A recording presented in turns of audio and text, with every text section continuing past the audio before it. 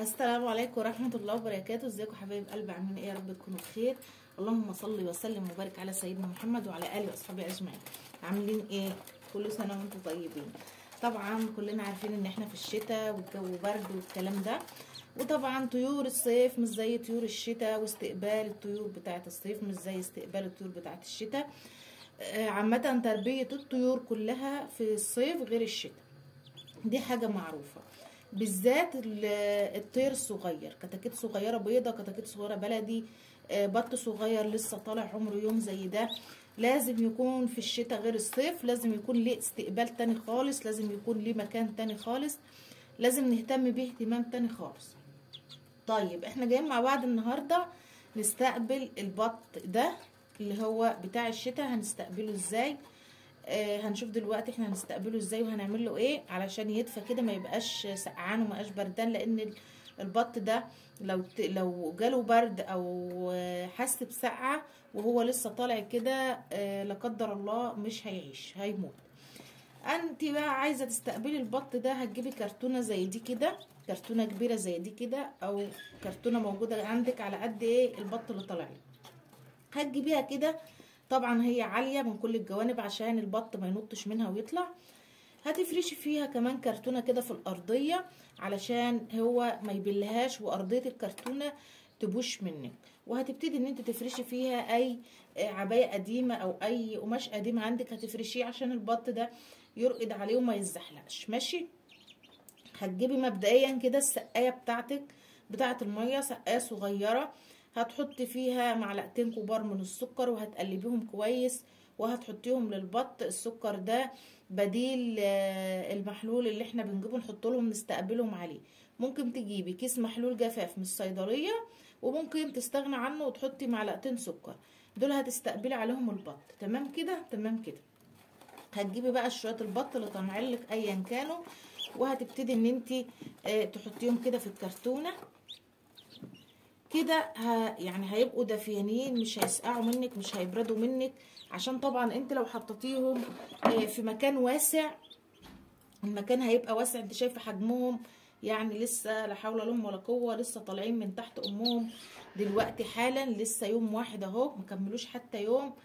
فانت لو حطيتيهم في مكان واسع 100% هياخدوا منك برد، ورك ما خدوا برد خلاص، رك ما سقعوا خلاص.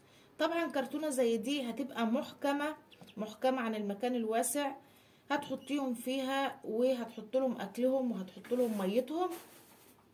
الكلام ده هيبقى طول اليوم. هتجيبي لهم طبعا عليقه ناعمه او علف ناعم من اللي هو ده اول درجه، وهتحطها لهم عشان ده اللي هياكلوه. تمام كده؟ تمام كده. يبقى احنا عرفنا احنا هنعمل لهم ايه، هنحط لهم ايه، الاكل، الميه، المكان اللي هيبقوا فيه اللي صالح لهم يعني. تمام كده. هتسيبوهم طول اليوم في الكرتونه اللي زي دي، هتسيبوهم طول اليوم في الكرتونه اللي زي دي. هتيجي بقى المغرب كده او بعد العصر هم واكلين وشاربين، هتنك لماهم كلهم في كرتونه صغيره، كرتونه صغيره كده على قدهم، وتحطيها في قلب الكرتونه دي وتغطي عليهم باي عبايه قديمه عندك، اي مفرش قديم، اي حاجه، علشان ما يبردوش وعشان ما يسقعوش. مش هتحطيهم في الكرتونه الصغيره، يبقى هتشيل الميه والاكل من قدامهم من الكرتونه دي، هتشيل الميه والاكل وهتبتدي ان انت تغطي الكرتونه دي بحاجه تقيله، مش هتسيبي فيها غير يا دوب حته صغيره كده، حته صغيره كده زي شباك كده، علشان النفس اللي داخل واللي طالع، وعشان كمان ما يعرقوش وتقوم الصبح لما تفتحي عليهم ياخدوا منك برد. انت لو غطيتي كتمت الكرتونه خالص ما فيهاش اي منفس وهيدفوا زياده وهيعرقهم، هتقومي الصبح طبعا هتشيلي الحاجه اللي انت حطاها عليهم هياخدوا منك برد. انما هتغطي، هتسيبي اي حاجه كده ان هم يخشوا ويطلع الاكسجين يخش ويطلع منهم علشان يتهووا عشان ما يعرقوش. طبعا رقم واحد في تربية اي طيرة صغيرة في الشتاء هو الدفا، اساسي. بقولك رقم واحد في تربية بط، فراخ، اي حاجة في الشتاء هو الدفا. دفيهم، هتدفيهم هياكلوا، هيشربوا، هيكبروا معاكي كل يوم، هتحس ان هما بيكبروا معاكي، هيبقوا معاكي 100. هيسقعوا مش هياكلوا ولا هيشربوا ولا هيبان عليهم كبر، هتلاقيهم واقفين زي ما هما. واصلا رك ما سقعوا مش هياخدوا معاكي وقت، ولا قدر الله هيموتوا مش هيستنوا. يبقى رقم 1 تدفيهم، دفيهم كويس جدا جدا.